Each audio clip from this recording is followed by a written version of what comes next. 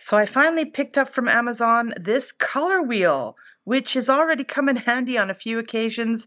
I really wanted to understand color theory a bit more, and on this particular chart here, consisting of 3 sheets of paper glued together in the middle, it does tell me all about hue, tint, tone, shade, key color, neutral gray, intensity, chroma, and value. So this is great education, just a little bit, but yeah, I like to have it right in front of me. And it tells you how to use the wheel, what you can do by find your complementary colors and so forth. And that would be on the back here, actually. You've got this chart that tells you exactly what colors to look at to find the shade that works. Now, this I'm planning to use for my wardrobe, basically. I want to know, I don't have an instinctive feel for this, but I want to know which colors work well with which other colors, you know?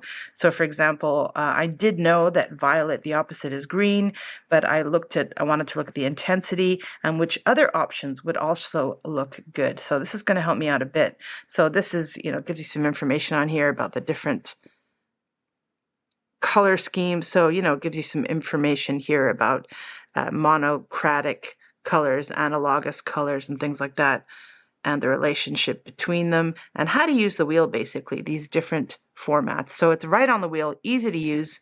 I really like it. And this, of course, tells you what happens when you add other colors to other shades. So you can switch that around and see, oh, look, I get brown here.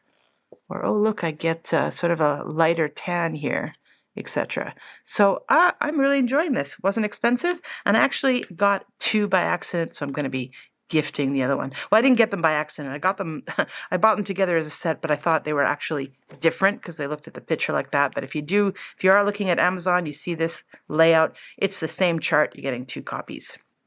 So I'm going to gift one of them. There you go. I recommend.